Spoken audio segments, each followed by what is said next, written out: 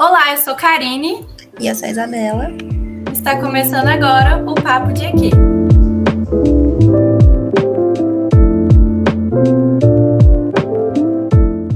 Estamos com a ilustre presença da professora doutora Cíntia Vinck. Ela possui graduação em bacharelado em Matemática Pura pela Unesp, no Instituto de Biociências e Letras e as Ciências Exatas, em São José do Rio Preto, mestrado em Matemática pelo mesmo instituto, doutorado em Engenharia Elétrica pela Unicamp e pós-doutorado em Matemática Aplicada também pela Unicamp. Ela atualmente é professora assistente na Universidade Estadual Paulista Júlio de Mesquita Filho, Unesp, no campus São João da Boa Vista. Primeiramente, muito obrigada pela sua presença, Cíntia. Gostaria de contar mais um pouco sobre você? Olá, meninas. Primeiramente, gostaria de agradecer o convite para participar desse podcast. É uma ideia, uma iniciativa muito legal que vocês da Engenharia Química tiveram para divulgar o curso, divulgar a ciência. Então, para mim é um prazer poder fazer parte desse episódio. Bom, falando um pouquinho da minha trajetória, né, profissional, como você disse, eu sou graduada em bacharel em Matemática Pura, pela Unesp, no campus de São José do Rio Preto, e mestrado em Matemática também pelo mesmo campus da Unesp. Daí, no doutorado, eu fui para a Unicamp, na Engenharia Elétrica. Por quê, né? Vou começar por aí. Eu comecei minha iniciação científica na universidade já no segundo ano. Na verdade, no primeiro ano, eu entrei na faculdade no período noturno, porque eu precisava trabalhar durante o dia, né? E aí, um professor, no finalzinho do primeiro ano, ele falou, né? Foi explicar um pouquinho para a gente sobre o que era a iniciação científica. E parecia que ele falava olhando para mim. Não, ele não falava, mas eu senti isso, né? Eu senti, nossa, eu acho que ele está falando isso para mim. E ele tinha umas bolsas, possibilidade, né, de pedir bolsa PIBIC na época. E aí, depois que terminou essa aula, eu fui falar com ele. Fui falar com ele que eu gostava muito da matéria que ele estava dando, e se tinha possibilidade, né, de eu tentar essa bolsa para fazer uma iniciação científica. E daí ele me explicou, né, o que era, primeiro, bacharelado, porque eu entrei na licenciatura, eu entrei querendo ser professora, né, porque foi isso que eu sempre gostei de ser. Quando eu entrei na faculdade, eu nem pensava, eu nem sabia o que era mestrado, doutorado, eu entrei porque eu queria dar aula mesmo. E aí esse professor me explicou, né, sobre o bacharelado, e aí ele falou, né, que eu poderia concorrer a essa bolsa, e aí se eu poderia passar para o período diurno, que era o bacharelado, né? E aí, né, como eu trabalhava, eu precisava do trabalho, então aí eu só conseguiria sair do trabalho se eu conseguisse a bolsa, né? Então eu consegui essa bolsa PIBIC e passei para o período diurno e fui fazer o bacharelado, que aí era integral, né? E aí eu comecei a minha pesquisa, né, na época, já em códigos, né, em transmissão de sinais. Então, era na matemática, mas tinha essa aplicação nas telecomunicações, na engenharia elétrica. Então, aí por isso que eu fui depois, né, como consequência, no mestrado eu ainda continuei na minha pesquisa, na matemática, só que no doutorado eu fui para engenharia elétrica, né, num departamento de telecomunicações, para seguir um pouco mais da aplicação, né, de tudo que eu estudava lá desde a iniciação científica. E nisso eu me apaixonei, né, ainda sou apaixonada pelo ensino, né, e só que eu vi que, sendo professora, pesquisadora, eu poderia unir as duas coisas, né, então eu uni a parte da docência, que é algo que eu gosto muito também, de dar aulas, com a pesquisa, que eu me apaixonei também desde que eu comecei essa iniciação científica lá no meu segundo ano, e segui na mesma área até no doutorado. No meu doutorado, eu fiz um período sanduíche na San Diego State University, na Califórnia, com bolsa do Ciências Sem Fronteiras. Foi uma experiência, assim, muito enriquecedora também na minha vida. Foi algo, assim, que fazer esse intercâmbio abriu muito, assim, a minha vivência mesmo, né, como pessoa, também como pesquisadora, né, isso de ir, né, para um país totalmente diferente foi algo muito enriquecedor na minha carreira. Então, eu tive essa possibilidade de fazer esse período sanduíche. Depois, eu fiz um pós-doutorado na matemática aplicada, também na Unicamp, até eu conseguir a aprovação no concurso, né, na Unesp. Voltei para a Unesp, voltei para as minhas origens, né, onde eu fiz a graduação. Agora em outro campus, né, no campus de São João da Boa Vista. Então, aqui no campus de São João da Boa Vista, nós temos o curso de Engenharia Eletrônica de Telecomunicações e o curso de Engenharia Aeronáutica, né? Então, por conta desse meu doutorado na telecomunicações, na engenharia elétrica, né, no departamento de telecomunicações, eu vim aqui para o campus de São João da Boa Vista, no curso de Engenharia Eletrônica de Telecomunicações, e aí aqui eu ministro aulas no ciclo básico, né, de geometria analítica, de álgebra linear, de estatística, e também, por conta do meu doutorado, matérias mais para o final do curso, né, que é mais a ver com a minha área de pesquisa, que é a teoria da informação e codificação.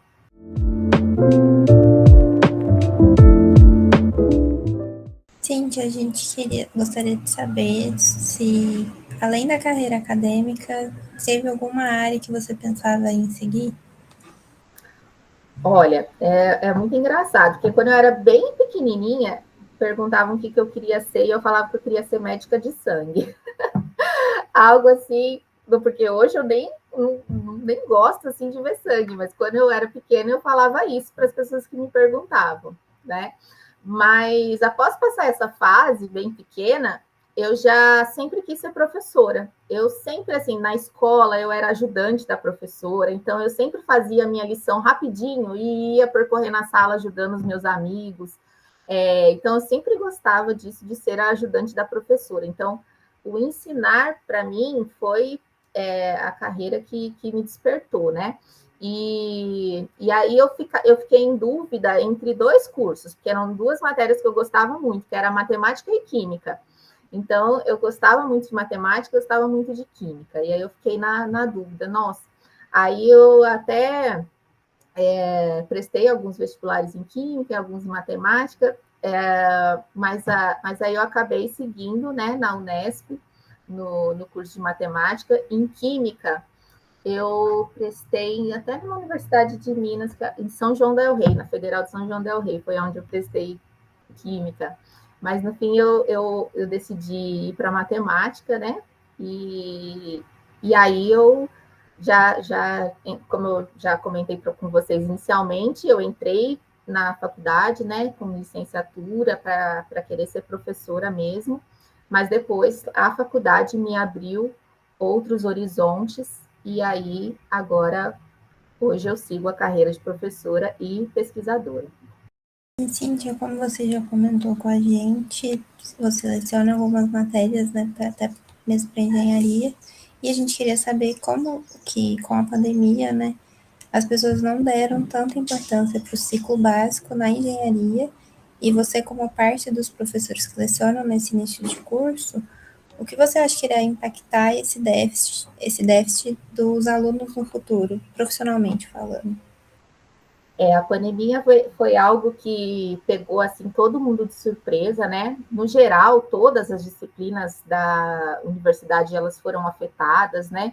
Se a gente pensar, por exemplo, nos laboratórios de disciplinas práticas, a gente vê que assim eles foram super afetados, né? Também a gente pode ver a dificuldade de todos os docentes de uma hora para outra terem que se adaptar às tecnologias digitais, né? Porque eu, por exemplo, sou uma professora que sempre só dei aula na lousa, né? Como eu dou aula dessas matérias introdutórias, né, do ciclo básico de matemática, eu sempre gostei de dar aula na lousa, minha aula sempre foi na lousa. Então, você partir para tecnologias digitais, assim, de uma hora para outra, não foi que a gente teve um tempo para se preparar para isso, a gente teve que ir para isso, né? Então, foi algo muito difícil. E o ciclo básico, em especial, ele foi e ele está sendo muito prejudicado ainda, mesmo no pós-pandemia, né?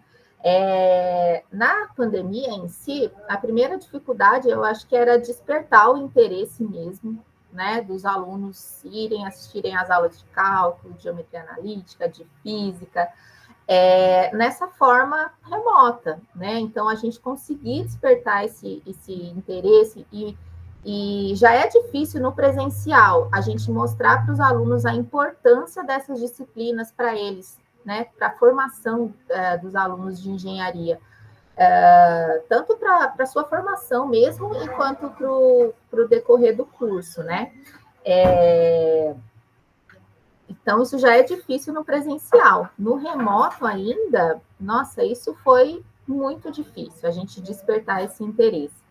E também porque, por conta das disciplinas do ciclo básico, a gente encontrar muita coisa pronta na internet, às vezes os alunos podiam, assim, né, não dar tanta importância devida, né? Então, eu vou procurar uma aula sobre isso na internet, eu vou procurar os solucionários dos livros, e, assim, isso eu acho que foi algo que dificultou, né? E para os alunos conseguirem filtrar, né? O que era a importância, que a aula daquele professor ela é importante, né? Então, isso no remoto foi muito difícil.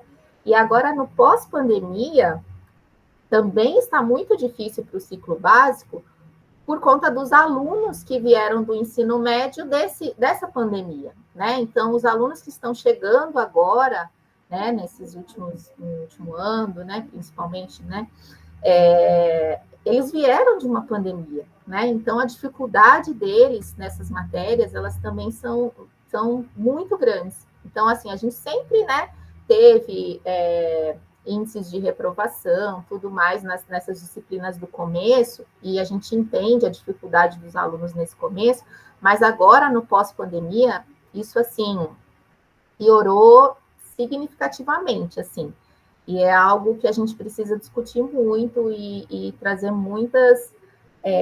trazer isso para a conversa mesmo, né, entre o corpo docente, para a universidade, para a gente ir tentando, não vai ser de um dia para o outro, porque é algo difícil, mas ir tentando fazer essa recuperação, né, dos alunos. E é algo que eu acho que de muito negativo que a pandemia trouxe, é que eu acho que os alunos, eles desaprenderam a estudar mesmo, a sentar e estudar. Eu não sei como está aí na UFLA, mas aqui na Unesp, a biblioteca tem ficado vazia, mesmo agora, depois da pandemia, porque os alunos, eles estão com dificuldade de concentração, para eles ir lá, sentar na biblioteca, pegar um livro, eles não querem mais pegar um livro e abrir o livro, querem pegar, professora, eu não estou entendendo, eu vou procurar uma videoaula. Então, assim, eu acho que essa pandemia, os alunos desaprenderam um pouco a estudar, né? Eu vejo como eu dou aula no começo e no fim do curso, agora que eu voltei, né, nesse semestre, porque antes eu estava de licença maternidade, e aí agora eu voltei, eu senti que os alunos que eu dou aula no final do curso, que eles ficaram, né, eles tiveram um presencial antes, depois eles, né, veio a pandemia, agora eles voltaram, para eles assim, tem a dificuldade, mas eles já aprenderam a estudar lá atrás, porque eu acho que essa fase de aprender a estudar na universidade, ela é nos anos iniciais, né? Ela é feita nos anos iniciais. E aí, esses alunos que fizeram os anos iniciais na pandemia, então, eles perderam essa fase do aprender a estudar.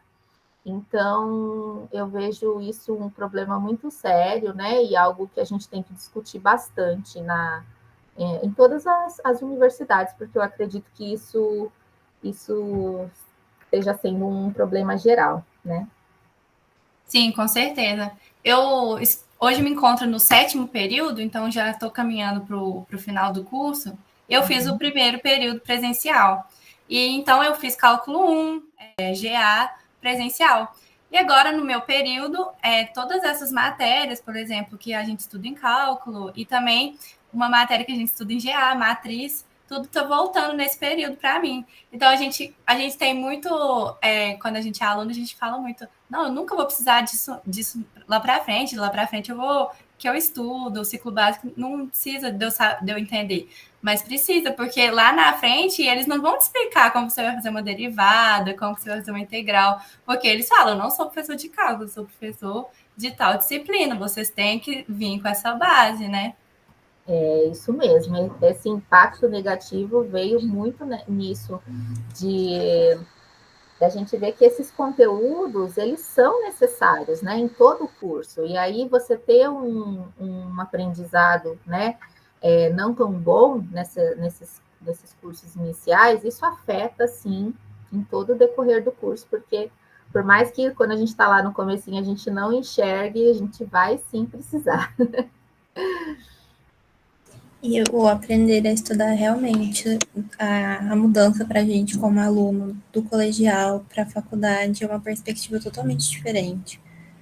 Porque são matérias totalmente novas, porque pelo menos o meu terceiro foi mais uma revisão. Aí chegou na faculdade, a gente pegava um pouco daquilo que a gente viu no ensino médio, mas já pegava uma carga totalmente nova. Então, o primeiro período foi realmente muito importante para a gente aprender mesmo a estudar. Eu acho que esse aprender a estudar, porque é realmente um choque, né? Todo mundo, a gente falando em especial na universidade pública, se a gente conversa, né? Todo mundo era bom no ensino médio, né? Era um dos melhores. Aí você chega na universidade, nossa, eu acho que eu não era tão boa. Mas não é isso, não é? Todos continuam sendo bons, todo mundo continua sendo inteligente, mas é essa forma de estudar que é diferente mesmo, né? A pegada da universidade que ela é diferente. Então, esse tempo de aprender a estudar no início, eu acho que afetou bastante os alunos. Você falou que você fez o Ciências Sem Fronteiras, né? Que foi um super importante projeto do governo federal. E também a gente tem as bolsas do CNPq, do FAPEMIG, que ajudam diversos estudantes, né?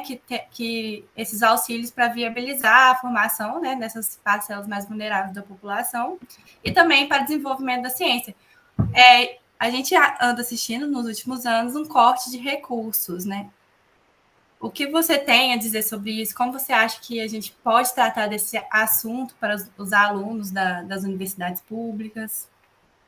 Sim, eu acho que o apoio, né, governamental, ele é fundamental. Eu mesmo sou prova disso, né? Eu só pude deixar o meu trabalho e fazer um curso integral porque eu consegui uma bolsa PIBIC do CNPq, e depois no mestrado, no doutorado também com bolsa do governo, né? Tive a oportunidade de ir para Ciências Sem Fronteiras, que foi um programa muito bom, né, do governo, que poderia ter sido, né, ampliado e durado muito mais tempo, né? E agora a gente vê, né, de maneira evidente esse corte, né, progressivo e maciço que a gente teve nos últimos anos na educação e na ciência, né? E isso dificulta muito, desde a permanência mesmo dos alunos na universidade, né? Como também desestimula, né, bons alunos a seguirem carreiras de pesquisa, né? Também a gente tem a fuga, né, de cérebros que poderiam ficar aqui no nosso país e, devido a esses cortes, acabam indo buscar outras oportunidades, né? Ou fora da academia, ou também em outros países. Então, esse corte, ele é muito preocupante mesmo. A gente tem que buscar, né? A gente tem que continuar lutando, né? Para a gente conseguir reverter essa situação, de conseguir, né? E retomando, né, esses programas que são tão importantes para o andamento mesmo da universidade, né? A gente não pode deixar de lutar, de cobrar do governo sobre esses recursos, né? E também, né, uma coisa boa na engenharia é que a gente consegue, né, ver aplicações, né, de forma mais direta, né, do que em cursos como de licenciaturas, né, como matemática, física, e então a gente tentar buscar recursos também em outras fontes, em empresas, né, parcerias com empresas, então acho que isso é importante também. Não que uma coisa inviabilize outra, né? A gente cobrar e sempre buscar o apoio, né, dos órgãos do governo para manutenção dos programas, né, e criação de novos programas é sempre muito bom, mas também a gente tentar em paralelo, né, essa tentativa de parcerias, né. E eu acho que isso a gente consegue, a gente só tem a ganhar, né, desde a permanência dos alunos na universidade, quanto a estimular eles mesmos, né, na pesquisa, na iniciação científica, e em seguir carreiras também, né, na área acadêmica. Então, esses cortes que a gente teve são muito preocupantes, né, mas que eu acho que a gente tem que aí tentar buscar e lutar para a gente ter eles de volta e também conseguir também de outras formas.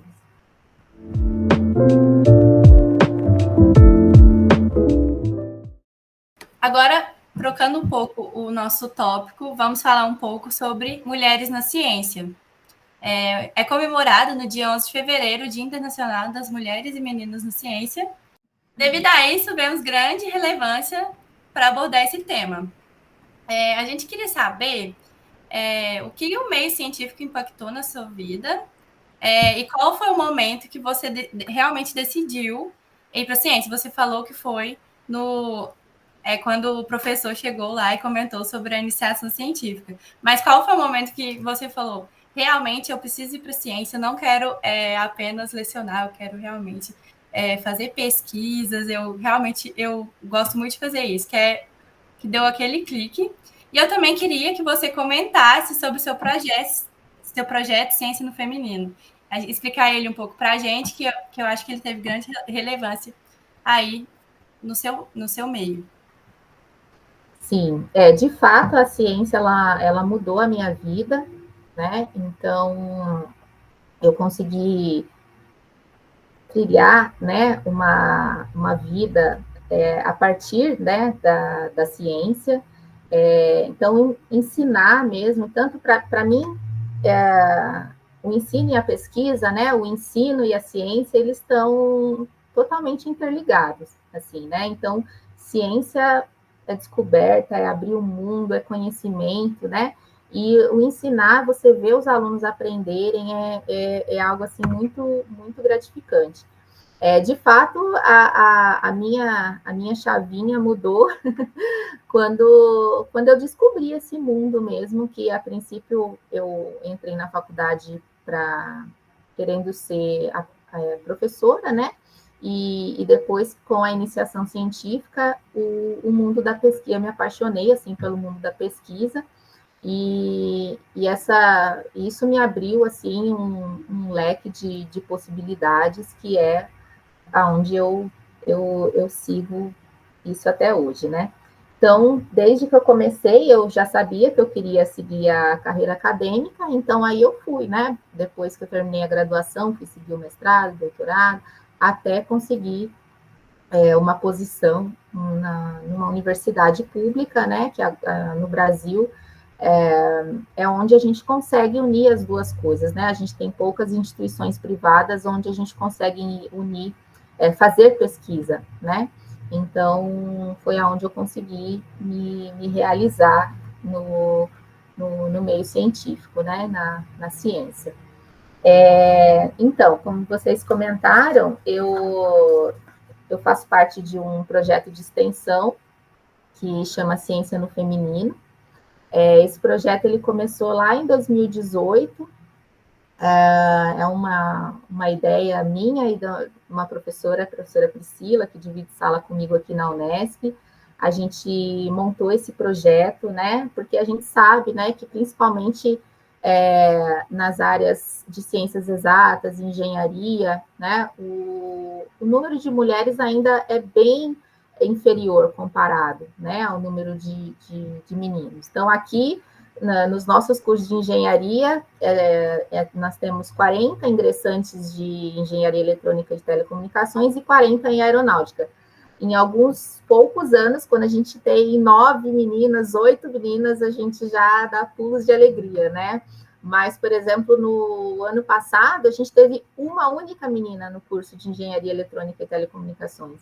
Então, assim, ainda é um passo de formiguinha, assim, a gente tentar conseguir atrair, né, as mulheres para essas carreiras. Então, lá em 2018, a gente criou esse projeto com o objetivo de incentivar mesmo e mostrar para as meninas, desde o ensino médio, né, desde a escola, possibilidades de carreira nessa área, né, que toda ciência, ela é para todos e para todas, né? Então, a gente começou trazendo cientistas da história, depois cientistas da atualidade. Então, o projeto ele foi evoluindo nos anos, né? Desde 2018, 2019. Isso a gente sempre fazendo parcerias com escolas públicas aqui da nossa cidade, né? De São João da Boa Vista. E depois, assim, dessa parte de inspiração, né, a gente passou a apresentar possibilidades de carreiras, de fato mesmo, através das áreas de professoras mulheres aqui do nosso campus, né, então, na área de matemática, de física, de química, de eletrônica, de aeronáutica. Então, a gente tentou levar, a gente tenta, né? A gente ainda está com o projeto, ele segue aí, a gente tenta apresentar de forma simples possibilidades de carreiras, né, para as meninas, incentivando elas. Além disso, eu também faço parte da Comissão de Gênero e Diversidade das Sociedades de Matemática, né, da Sociedade Brasileira de Matemática e da Sociedade Brasileira de Matemática Aplicada e Computacional. Então, esse tema de mulheres na ciência, ele é um tema de extrema importância para mim, e algo assim que eu venho buscando e tentando, né, trazer, né, para as meninas e para as mulheres. Então, nessas datas, né, a gente é muito bom comemorar, né, essas datas. Então, no dia 11 de fevereiro, como você citou, nós temos o dia das meninas e mulheres na ciência, né? Então, é legal a gente buscar iniciativas aí por todo o país, para a gente continuar, né, seguindo, buscando, para cada vez mais meninas e mulheres consigam ver que todas as carreiras são para todos, né? Que todo mundo pode ser o que quiser. Então, isso é muito importante. Eu até pensei, depois que você falou, na minha escola, no meu terceiro ano, e somente eu e mais outra menina viemos para a carreira de engenharia e ciência. Só 2 de 20 meninas. Então, depois que você falou, eu pensei, realmente é um número muito baixo, né? A gente não vê muitas mulheres falando, eu quero ser engenheiro, eu quero ter carreira na ciência. Dificilmente na escola. Sim, sim. Quando a gente começa, né, o nosso projeto nas escolas, a gente aplica um questionário, né, onde a gente pergunta, né, o que a pessoa quer ser, né? E aí a gente tem números muito baixos de respostas mesmo das meninas, né?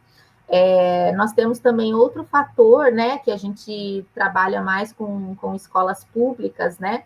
Então, muitas das crianças das escolas, elas não sabem nem o que é uma universidade pública, não se veem nem numa universidade pública, não sabem nem que é de graça, não sabem os programas que tem na universidade. Então, a gente já começa com esse passo, que é tentar fazer com que eles se enxerguem lá. Primeiro, se enxergarem na universidade, que ela é para todos, né? E depois também incentivar e estimular as meninas, mas a gente vê, assim, que de início, quando a gente chega nas escolas para começar o projeto, nós temos esses dois grandes impactos, né, do conhecimento da universidade pública, que é muito pequeno nas escolas, e também da visão, né, de carreira das meninas, que a maioria delas não se enxergam nas carreiras de exatas e de ciências e engenharias. Então, Cíntia, a professora Natália também tinha nos mandado uma outra entrevista sua, na qual foi abordado o tema da maternidade. E a gente gostaria de saber como que foi se organizar entre trabalho, pesquisa e maternidade, e o que você sentiu que mudou profissionalmente após ser mãe. Sim, a maternidade também é um tema bem presente na minha vida, né? Porque eu entrei aqui na universidade no final de 2016, né?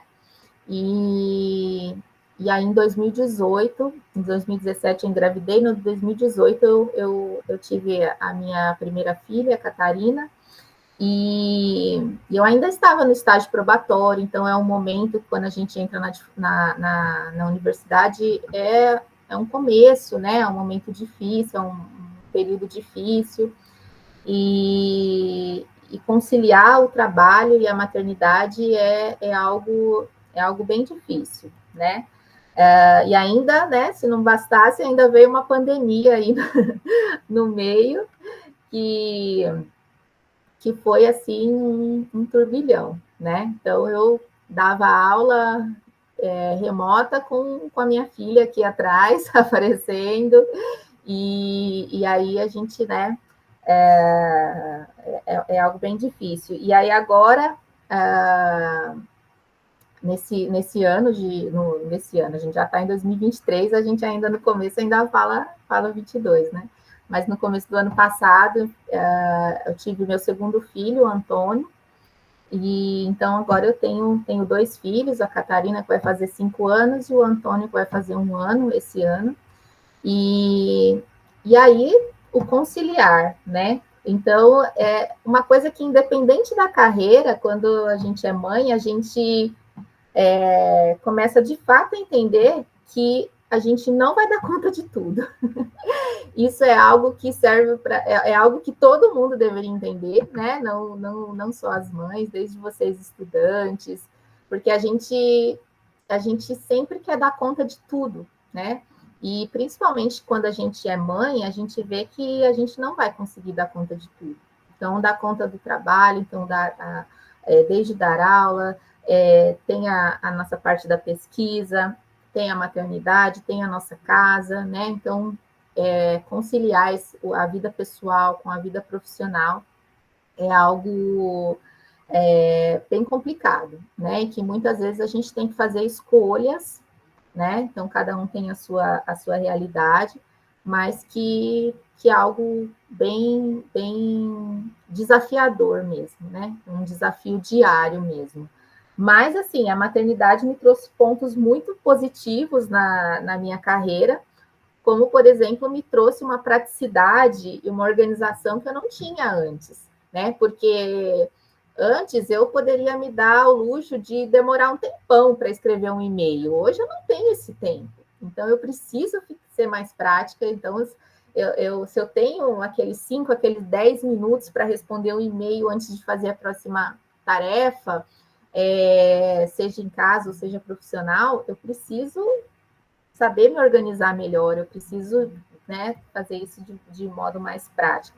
Então, a maternidade me trouxe isso de bom, me trouxe isso de eu conseguir me organizar melhor, né, no trabalho, e conseguir essa praticidade que eu não tinha antes. E aí, hoje, eu me sinto realizada mesmo, por conseguir, né, claro, né, aos trancos e barrancos, conciliar a minha família, os meus filhos, com o meu trabalho, que é o que eu também gosto muito de fazer, né? Eu não conseguiria optar apenas pela maternidade, né? O trabalho é algo que é muito importante para mim.